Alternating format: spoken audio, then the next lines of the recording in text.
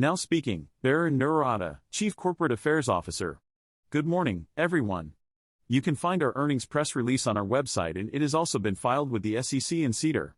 We will be discussing non-GAAP financial measures, but please refer to the press release for a reconciliation to GAAP measures. We will also be making forward-looking statements, so please be aware of the associated risks and uncertainties. Today, you will hear from our CEO, Irwin Simon, and our CFO, Carl Merton, who will provide a financial review and issue our annual guidance for the 2024 fiscal year. We also have other key members of our leadership team available for the Q&A segment. Now, I'll hand it over to Irwin Simon. Now speaking, Irwin Simon, Chairman and Chief Executive Officer. Good morning, everyone. Today, I am pleased to present Tilray Brands' 2023 fiscal year financial results. Tilray Brands is a diversified global cannabis lifestyle and CPG company with 4 business segments: cannabis, beverage alcohol, wellness, and medical distribution. We have achieved significant growth, with $660 million in annual revenue and $61 million in adjusted EBITDA. In Canada, Tilray is the market leader with approximately 13% cannabis market share, and we continue to innovate with new products.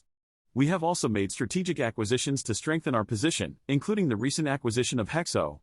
In international cannabis, we have improved profitability and expanded distribution in key markets.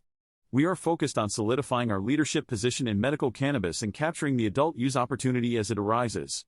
In Europe, our medical distribution platform, Tilray Pharma, has grown 10% in constant currency and generated $285 million in revenue.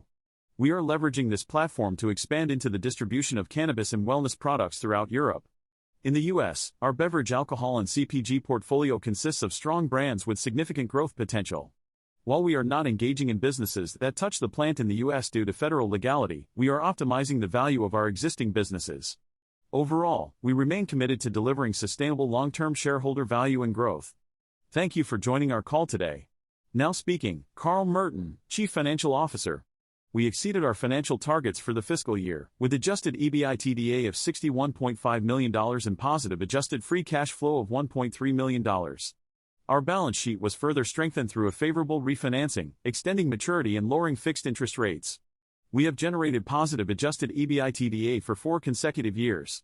Net revenue for the year was $627.1 million, with gross profit increasing to $147 million and gross margin expanding to 23%.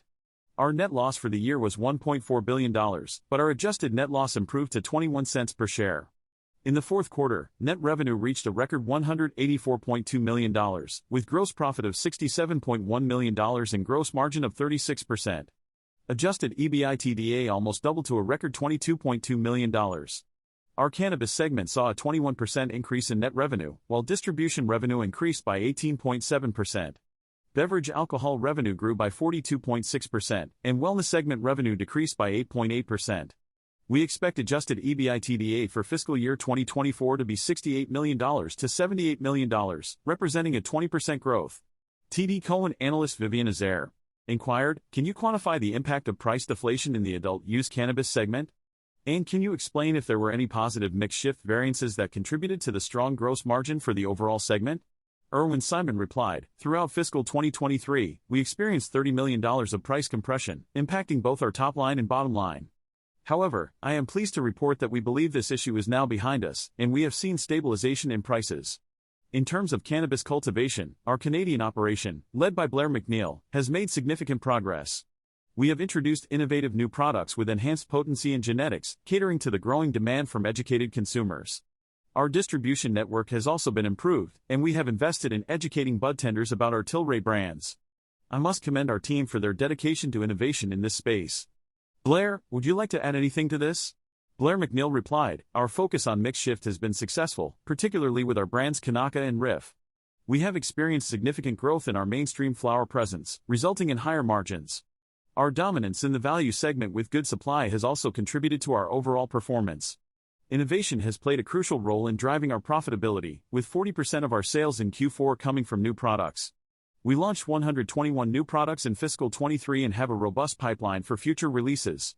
The strong shipment numbers in Q1 indicate that we are on track for continued growth. We are highly optimistic about our future prospects." Irwin Simon replied, "We have made significant progress in reducing costs within our cannabis business throughout the year. Although we have not yet seen the full impact of these cost reductions, we anticipate enjoying the benefits in the coming year. It is important to note that the financial results presented do not include the numbers from our acquisition of HEXO, which was completed in June. Our team, led by Blair, is actively working to offset any declines associated with HEXO. We are particularly excited about the opportunities presented by Redecon pre-rolls, flower, oils, and edibles. Despite the challenges we face, such as the presence of numerous LPs, retailers, and the illicit market, we currently hold a combined market share of 13%, which is nearly double that of our closest competitor. Additionally, Blair has just shared with me some impressive recent share numbers for Tilray. Stifel Financial Corporation analyst Andrew Carter inquired, could you provide an update on the adjusted EBITDA base of $61.5 million, excluding HEXO fees? With this adjustment, the adjusted EBITDA number comes down to $31 million. Can you clarify if HEXO will contribute positively to EBITDA in the first year? Additionally, could you provide insight into any anticipated changes in the Canadian profit base and remaining incremental synergies? Lastly, are you relying on improvements in beverage alcohol profits, and is there any projected M&A included in these figures? Carl Merton replied, our projected M&A is not included in the numbers. Regarding HEXO's adjusted EBITDA, we expect to see the impact of the HEXO arrangement in the next year. We have been transparent about our goal to achieve approximately $25 million in synergies through this transaction. By combining HEXO's run rate with our last reported quarter end, we can better understand where this fits within our portfolio. Additionally, we have a strong focus on innovation, which has already driven results in the cannabis sector this quarter and will continue to do so in future quarters. In the beverage alcohol portfolio, particularly in the beer division, we have seen significant innovation that will contribute to our overall performance. In terms of cost synergies, we have approximately $8 million left to achieve on our cost optimization target from last year in the Canadian cannabis business. We also anticipate $12 million to flow through the income statement in the future. Erwin Simon replied, we are very excited about the growth and opportunities that the HEXO brand brings to our company. We have already integrated the sales and marketing of Redecon into our organization, resulting in synergies and cost savings. We are pleased to see HEXO's growth in the Quebec market, as it is a Quebec-based company. We believe there are tremendous opportunities in both the Quebec market and the Western market. With the combination of HEXO, Tilray, and the Tilray Brands, we are confident in our prospects for the year ahead. Jefferies analyst Owen Bennett inquired, can you please provide an update on your strategy to improve market share in the vape segment and other categories where you are currently less strong? Blair McNeil replied, our recent vape numbers have shown significant improvements due to our innovative products, Rocket Bomb and Watermelon. We have also made enhancements by adding hemp mouthpieces, upgrading hardware, and increasing potencies across the board. Our extraction team deserves recognition for their hard work in this category. While we have lost some market share in the vape category, I am confident in our abilities and our innovation pipeline. In terms of being number one in all categories, it is important to note that certain categories like vape, pre-roll, and flower account for 80% to 90% of the market, depending on the specific market. For smaller categories like beverages and edibles, we prioritize margin and consider their contribution to our overall business. We view beverages and edibles as long-term recruitment categories and will always maintain a presence in them. However, we will carefully evaluate when to scale up in these categories. Alliance Global Partners analyst Aaron Gray inquired, what are your thoughts on the removal of cannabis from the narcotics list in Germany and its potential impact on the medical market? How do you plan to address any potential offset of adult use legalization on the medical market, similar to what has been observed in Canada and other U.S. states? Additionally, how are you evaluating the opportunities presented by Phase 2 of Germany legalization? Denise Faltischek replied, in Germany, we see a delay in adult use legalization, but the new draft legislation presents a great opportunity for our business. We have strong relationships and a facility in Germany, positioning us well in the medical cannabis market. We will continue to grow our trusted medical brands and focus on the patient-driven side of the market, which emphasizes flower quality and wellness. Our approach will be different from purely pharmaceutical-based companies, as we aim to interact with doctors and pharmacies in a wellness-focused manner. We have successfully launched Broken Coast in Australia this quarter, and we have more exciting developments to come. Stay tuned. Erwin Simon replied, our company has already established facilities in Portugal and Germany, allowing us to have a strong presence in these markets. Additionally, we have a distribution partnership with Tilray Pharma, specifically with CC Pharma.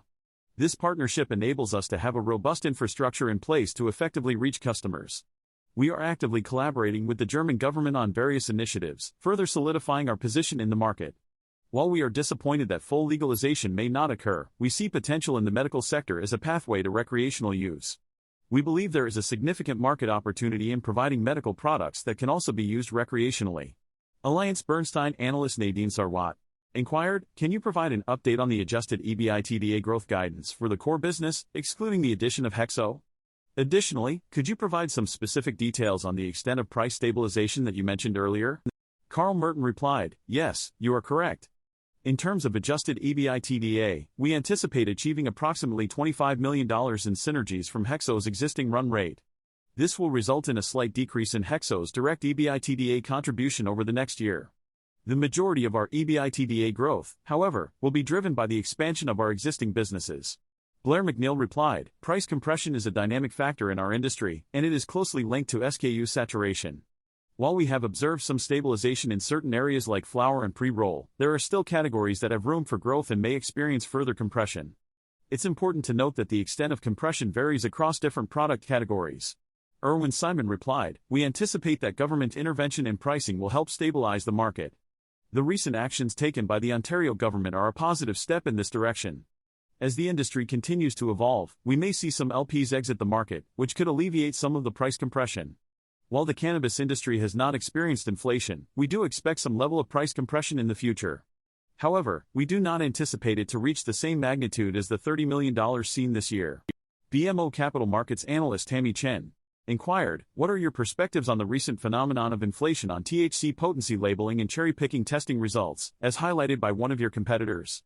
Blair McNeil replied, the potency of our products has increased due to advancements in commercialized cultivation. We have been leading in this area for the past 18 months and continue to prioritize consistency with market demands. However, we believe there is a need for regulatory relaxation to allow us to discuss other attributes beyond THC. Canaccord Genuity analyst Yun Kang inquired, could you please comment on the factors that drove the 11% sequential increase in CC Pharma distribution revenues for the quarter? Additionally, can we expect this top line to continue growing considering Germany's plans to expand their medical program as part of their recreational legalization plan? Denise Faltishik replied, we track distribution revenue separately from Canada. Medical cannabis revenue is tracked within our Canada segment, while distribution revenue is tracked in our distribution segment. Our focus is not on growing top-line distribution revenue, but rather on improving procurement and distribution of traditional pharmaceutical products. This has led to top-line growth, as well as improvements in gross margin due to our focus on higher-margin products. Our longer-term strategic goals for Tilray Pharma are not centered around top-line generation in traditional pharmaceutical areas. Instead, we anticipate more growth in the medical cannabis side, projecting a 30% CAGR over the next few years. In distribution, we are focused on lower single-digit CAGRs. Tilray Pharma will continue to play a significant role in 3PL quality management and customer service to pharmacies within our platform. CIBC World Markets analyst John Zamparo inquired, my question is regarding HEXO's sales performance since the acquisition. Can you provide an update on the sales of HEXO's brands in the months following the acquisition, both in retail and wholesale channels? Additionally, could you discuss the strategies in place to maintain or improve sales levels from before the acquisition? Are there plans to rationalize brands, introduce new SKUs, or explore new categories? Erwin Simon replied, with the HEXO acquisition, we are focused on SKU and product rationalization. Redecan, a company we acquired, has a strong pre-roll and flower business that presents significant growth potential. While HEXO faced challenges throughout the year, we have taken over and are now actively selling through our G&D group in Quebec. We anticipate a turnaround, but it will require time in the removal of lower-margin SKUs. The Redecan brand, particularly in flower, oils, and pre-rolls, offers tremendous opportunities for us. Blair, over to you. Blair McNeil replied, in the past, acquisitions in our industry have faced instability, but our strong back-end operations and cost-saving measures have prepared us to integrate the HEXO business seamlessly. We have revamped their demand and supply plan, improved logistics, and enhanced order fulfillment. We anticipate significant growth opportunities in their pre-roll and mainstream flower segments. With these improvements, we are confident in stabilizing the business and driving further growth in the market. Erwin Simon replied, Good Supply and Redecan are currently the leading brands in the cannabis industry. Good Supply was developed internally, while Redecan was acquired, marking a significant milestone for us. Together, these brands generate approximately $700 million to $800 million in retail sales. This presents us with substantial growth prospects in the cannabis market. Piper Sandler analyst Michael Lavery inquired, could you please provide an overview of your current priorities and focus areas, particularly in terms of capital allocation? Specifically, I would like to understand the level of prioritization between your different segments, such as distribution revenue, beverage alcohol, cannabis, and vegetable cultivation. Irwin Simon replied, "Our Canadian cannabis business has over $1 billion in prior investments, with 5 million square feet of greenhouse assets. We are focused on repurposing these assets for vegetable production, minimizing capital allocation for cannabis growth and processing. We are continuously working on cost reduction and efficiency improvement in these businesses. In our beer and spirit segments, we are seeing strong growth with brands like Breckenridge and Sweetwater. Acquiring Montauk has also been a successful move, with significant growth in New York and expansion into New Jersey and Connecticut. In Europe, where 20 countries sell medical cannabis to a population of 600 million, we see a great opportunity for growth, especially as medical cannabis paves the way for recreational use. Our margins are currently divided equally among cannabis, spirits and beer, and medical distribution. While medical distribution has lower margins, it serves as a valuable distribution channel for our cannabis business. We are a diversified company, and upon legalization, all our businesses will come together. We believe we have strong brands that can extend into the cannabis market in the U.S. We will allocate resources accordingly to support the growth of each segment, as they are all important contributors to our overall growth. The markets we operate in offer significant growth potential for us." ATB Capital Markets analyst Frederico Gomez inquired, "Do you have any specific goals for growing your market share in the adult use segment in Canada this year, considering you are currently the leader with a 13% market share? Will you be more aggressive on pricing, or do you have other strategies in mind to significantly gain share as the market consolidates?" Blair McNeil replied, "Our goal is to continue growing in each segment and category. We see potential for growth in the mainstream market, particularly in the flower category with our Redecan brand. We have a strong presence in the premium segment with Broken Coast and the value segment with Good Supply. As for price compression, we believe it has stabilized in certain categories, and we are not far from being able to optimize our revenue and pricing. The industry's capacity has decreased over the past year, which will help stabilize inventory levels. Once that happens, we can focus on revenue optimization rather than price compression." Irwin Simon replied, "Thank you all for your questions and for joining our call today. I want to express my gratitude to our dedicated team, management, board members, and our 1,500 employees across our 15 operating facilities worldwide. We are proud to serve our patients, consumers, and shareholders in 21 countries. Our company has experienced significant growth, from $50 million in late 2018 to approaching $1 billion today. We have demonstrated adaptability and strong execution in challenging markets, diversifying our business and achieving success in the cannabis, craft beer, and spirits industries. Our balance sheet is strong, with close to $500 million in cash, allowing us to invest in our business, pursue acquisitions, and market our brands effectively. Our brands resonate with a wide range of consumers, including Gen Z, Gen X, and millennials. We see tremendous opportunities ahead, both in the cannabis industry and beyond.